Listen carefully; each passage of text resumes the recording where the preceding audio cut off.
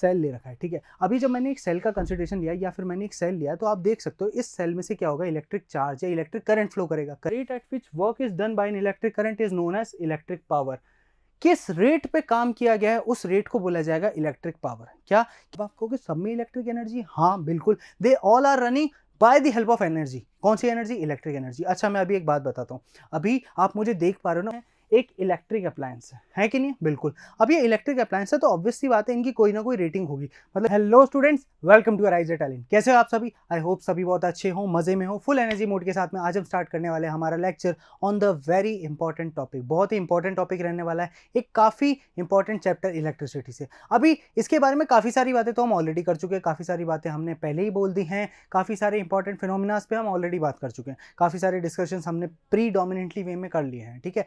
इस particular lecture में हम एक काफी इंपॉर्टेंट टॉपिक पे बात करने वाले हैं जो रहने वाला है इलेक्ट्रिकल अप्लायंसेस से लेकर, ठीक है। अभी आपने हीटिंग इफेक्ट के काफी सारे प्रैक्टिकल्स देख लिए, किस तरह से बल्ब होता है, किस तरह से उसमें रेलेवेंट चेंजेस आते हैं, किस तरह से हम उन चीजों को देखते हैं, ये सब तो आप ऑलरेडी देख चुके हो बिल्कुल। आपको वहां तक तो कोई भी दिक्कत नहीं आई होगी।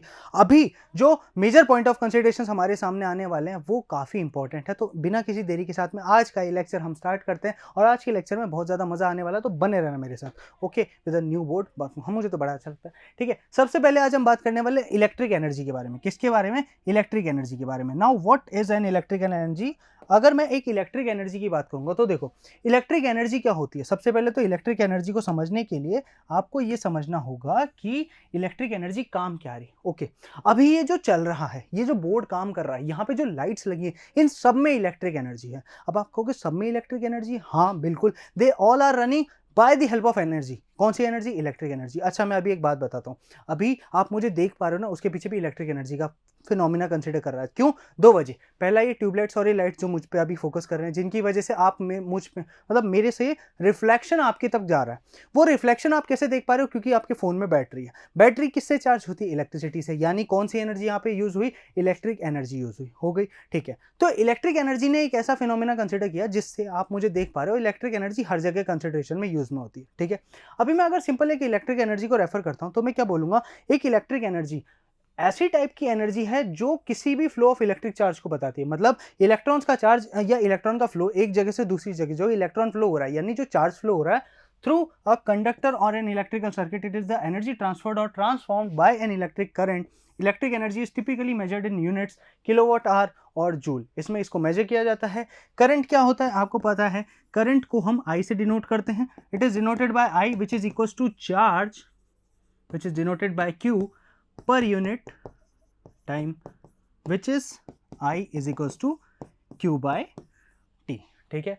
Current is equal to charge per unit time. Current की value charge per unit time के इक्वल रहती है और आपको पता है यही चार्ज होता है जो हमारे सर्किट्स में फ्लो करता रहता है। अब ये जो करंट है यही एक्चुअली में क्या काम कर रहा है? यही करंट फिनोमिना कंसिडरेशंस में लेता है और यही वो करंट है जिसकी वजह से मैं ये चीज बोलता हूं कि यही करंट इन कंसिडरेशन ये बताएगा, ये पेन की साइज ठीक है, ये करंट वही चीज बताएगा कि किस तरह से इलेक्ट्रिक करंट एक जगह से दूसरी जगह फ्लो कर रहा है। ओके, अगर मैं आपको एक बात बताना चाहूँ, अभी मेरे पास में करंट की एप्लीकेशंस क्या क्या है। देखो यहाँ पे मैंने एक सेल ले रखा है, ठीक है। अभी जब मैंने एक सेल का कंसिडरेशन लिया या फिर मैंने एक सेल लिया तो आप देख सकते हो इस सेल में से क्या होगा, इलेक्ट्रिक चार्ज या इलेक्ट्रिक करंट फ्लो करेगा।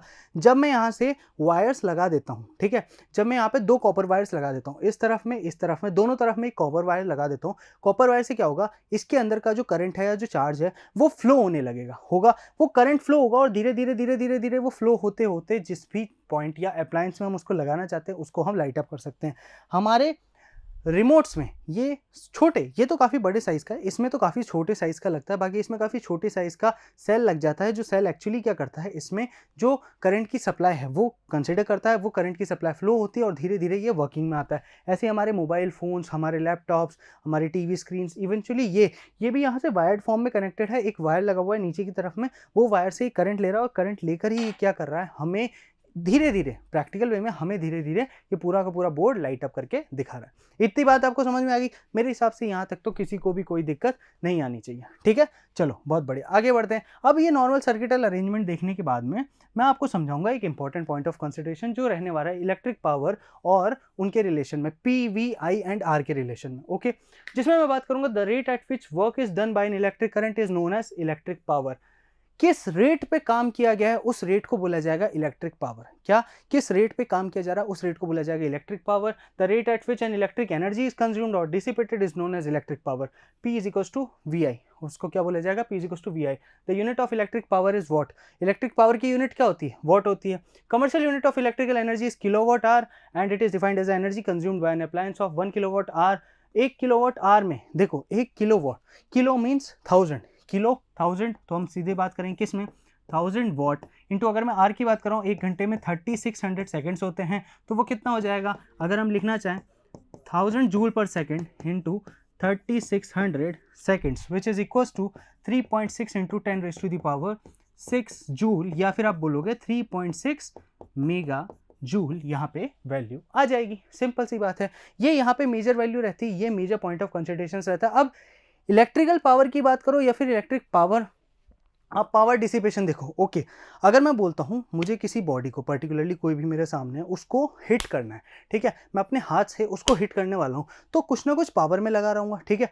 पावर किसके हिसाब से रहेगा, टाइम के रेस्पेक्ट में। करंट भी टाइम के रेस्पेक्ट में रहता है, तो पावर भी किस रेस्पेक्ट में रहेगा, टाइम के रेस्पेक्ट में। मैंने कितनी देर में एक बॉडी को उठा के एक जगह से दूसरी जगह रखा, the time which is consumed by me for taking a body, picking it up and putting it somewhere else in the same room, वो टाइम कितना लगा, टाइम के रेस्पेक्ट में मैंने कितना वर्क किया, वो किस रिगार्ड में बोला जाएगा, पावर के रेस्पेक्ट में बोला जाएगा। किसके रेस्पेक्ट में बोला जाएगा, पावर के रेस्पेक्ट में। और पावर क्या होती है, एक्चुअली किसी भी बॉडी पे वर्क कराना, मतलब उसको एक जगह से दूसरी जगह ला के रख देना, वो पावर कहलाएगा। क्या कहलाएगा, पावर कहलाएगा। Power is work upon time, और ये पावर हमारी नॉर्मल लाइफ में भी रहता है, नॉर्मल लाइफ में भी हम चीज़ों को इधर उधर ले जाने में पावर लगा रहे हैं। सिमिलरली अगर नॉर्मली कंडीशंस में भी रह रहा है इलेक्ट्रिक पावर, तो ऑब्वियस सी बात है इलेक्ट्रिसिटी की कंडीशन में भी इलेक्ट्रिक पावर की कंडीशन आएगी कि नहीं आएगी, बिल्कुल आएगी। तो इलेक्ट्रिक पावर की कंडीशन यहाँ आपके सामने आ जाती है, जिसको मैं फॉर्मूले से डिनोट करूंगा, तो P is equals to V into I, power is equals to electric potential into I आएगा ही आएगा, which is known as the current, ठीक है।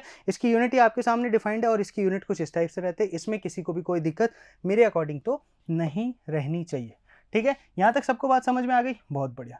चलो अब आगे देखते हैं। अब आगे की कंडीशंस में जब हम बात करेंगे, तो आगे की कंडीशंस में हमें रेटिंग समझनी होगी किसी भी इलेक्ट्रिकल अप्लायंस की। देखो हमारे घर में जो भी चीज़ें लगाई जा रही, चाहे वो एक AC लगा हो, एक कूलर लगा हो, एक टीवी हो, एक फ्रिज हो, या फिर आप बात कर सकते हो आपके हीटर्स की, या फिर आप बात कर सकते हो आपके गीजर्स की, सबका कुछ ना कुछ रेटिंग रहता है। अब ये सारे के सारे क्या हैं, एक इलेक्ट्रिक अप्लायंस है कि नहीं, बिल्कुल। अब ये इलेक्ट्रिक अप्लायंस है, तो ऑब्वियस सी बात है इनकी कोई ना कोई रेटिंग होगी, मतलब इनको कोई ना कोई रेटिंग दी गई होगी, जिस अकॉर्डिंग में हम इनको क्लासीफाई कर सकते हैं, बिल्कुल कर सकते हैं। तो अगर मैं रेटिंग की बात करूंगा, रेटिंग क्या होती है, रेटिंग किसी भी इलेक्ट्रिकल अप्लायंस की उसकी पावर कंजम्पशन को डिफाइन करता है। किसको डिफाइन करता है, पावर कंजम्पशन, यानी उसने कितनी पावर कंज्यूम करी, क्या उसने कितनी पावर कंज्यूम करी है किसी भी अप्लायंस ने रन करने में। It indicates the amount of electric power the appliance requires to operate effectively, मतलब कितनी पावर लेके उसने इफेक्टिवली वर्क किया है, ये उसकी इलेक्ट्रिक पावर पे डिफाइंड होती है। Rating is typically express in terms of voltage. Rating को किसके रेस्पेक्ट में डिफाइन किया जाता है, वोल्टेज की टर्म में, W की टर्म में डिफाइन किया जाता है, वोल्ट या किलोवाट कुछ भी बोल सकते हो आप। And provides important information for understanding the requirement of an electrical compatibility of the appliance. और यही रेटिंग देखो हमें बता सकती है। अच्छा ऐसा समझो ये पेन है, ठीक है, या ये मैं ही हूँ, मैं अपनी बात कर लेता हूँ। अभी मुझे काम करने के लिए मान लो एक दिन की मुझे 4 रोटी लग रही है, ठीक है, पूरे दिन में मैं 4 रोटी लेता हूँ, 4 रोटी लेके मैं वर्क कर सकता हूँ, ठीक है। वहीं पे मेरी जगह पे कोई लड़का है वो 2 रोटी में भी काम कर रहा है, और कोई तो ऐसा जो पानी पी के स्टेबल चल रहा है, तो ज़्यादातर लोग क्या कहेंगे, यार पानी वाले को ले लेते हैं। लेकिन हाँ ये रहेगा कि ये 4 रोटी ज़रूर ले रहा है, बट 4 रोटी में काम अच्छा कर रहा है, बट वो एक पानी में भी उसका काम हो जाएगा, ठीक है। मतलब अगर सेम काम तीनों से कराना तो पानी वाले से कराएंगे ना। तो हम रेटिंग के हिसाब से ही किसी भी इलेक्ट्रिकल अप्लायंस को लेते हैं, और उसी हिसाब से इलेक्ट्रिकल अप्लायंसेस डिफाइंड भी होते हैं और उनका कंजम्पशन या यूज भी किया जाता है। बात समझ में आई, बहुत बढ़िया। इंपॉर्टेंस ऑफ रेटिंग, रेटिंग की सबसे ज्यादा इंपॉर्टेंस ऑब्वियस सी बात है एनर्जी कंजम्पशन, एक बहुत इंपॉर्टेंट पॉइंट है। Rating helps in estimating the energy consumption, मतलब कोई भी एक इलेक्ट्रिकल अप्लायंस कितनी एनर्जी कंज्यूम करेगा ये हमें रेटिंग से पता चल सकता है। कितनी इलेक्ट्रिसिटी की कॉस्ट लगेगी उसके साथ में ये भी हमें पता चल सकता है। इलेक्ट्रिकल कंपैटिबिलिटी, मतलब कितना ज़्यादा कंपैटिबल रहेगा वो हमारे अप्लायंस के साथ, ज़्यादा लॉसेस तो नहीं आएंगे। प्लस हम पावर रेटिंग से आराम से समझ सकते हैं कि जो भी हम चीज़ ले रहे हैं वो कितना ज़्यादा हमारे हाउस होल्ड सेफ्टी पर्पज से है और कितना डेंजर वो हमारे लिए हो सकता है। तो हर चीज़ को देख के भाल के अच्छे से समझ के करना होगा, ठीक है। Circuit breaker sizing. अब सर्किट ब्रेकर क्या होता है आपको पता है, इसको फ्यूज भी बोला जाता है। Circuit breaker in the sense, देखो जो घरों में फ्यूज होता है। अच्छा एक बात बताओ, मान लो ये सेल है, ठीक है, इस सेल में से अगर ये मानो ये सेल है, इस सेल में से इलेक्ट्रिक वायर्स लगे हुए हैं, कॉपर वायर्स लगे हुए हैं, कॉपर वायर्स लगे हुए हैं, तो कॉपर वायर्स से क्या हो रहा है, करंट कंटिन्यूसली सप्लाई हो रहा है कि नहीं हो रहा। अब करंट कंटिन्यूसली सप्लाई हो रहा है, विच मीन्स इसमें से इलेक्ट्रिसिटी पास हो रही है। अभी मान लो इसकी जगह पे जो वायर लिया, वायर की टेंडेंसी कम है और इसने इलेक्ट्रिसिटी ज्यादा, तो वायर क्या होगा, धीरे धीरे गर्म होने लगा, हीटअप होने लगेगा, लाइट अप होने लगेगा, जिसकी वजह से उसके डिस्ट्रॉय या डैमेज होने की भी कंडीशन या चांसेस ज्यादा बनेंगे कि नहीं बनेंगे। तो हम इस वायर को उसके इस सेल के रेस्पेक्ट में तो लेंगे, वायर को सेल के रेस्पेक्ट में लिया जाएगा, वायर को सेल के रिगार्ड्स में ही चेंज किया जाएगा। दोनों की कंपैटिबिलिटी एक दूसरे के साथ में चेक करके ही रेटिंग के अकॉर्डिंग में हम इस सेल को या फिर जो भी हमारे पास में इलेक्ट्रिकल अप्लायंस रहने वाला है उसको यूज में, कंजम्पशन में लेंगे ही लेंगे। यहां तक सबको बात समझ में आ गई? यहां तक तो मेरे हिसाब से किसी को भी कोई दिक्कत नहीं आनी चाहिए, इसमें तो किसी को भी कोई प्रॉब्लम नहीं होगी। और इसी के साथ में हमारा ये पर्टिकुलर लेक्चर भी होता है कंप्लीट, जिसमें मैंने रेटिंग के बारे में, अप्लायंस के बारे में काफ़ी सारी बात कर ली। अब हमारा फाइनल लेक्चर, अब नेक्स्ट लेक्चर आएगा जिसमें मैं आपसे सारी की सारी जो भी अप्लायंसेज हैं, जितने भी हीटिंग एलिमेंट्स हैं, उन सब के बारे में बात करने वाला हूँ। कुछ इंपॉर्टेंट पॉइंट ऑफ कंसिडरेशन रहेंगे, तो बने रहना मेरे साथ। मैं मिलता हूँ आपसे बहुत जल्दी नए वीडियो में, नए लेक्चर, नए कॉन्सेप्ट और कुछ धमाकेदार एक्सपेरिमेंट्स के साथ में। तब तक के लिए ध्यान रखिए अपना। गुड बाय, टेक केयर, सी या।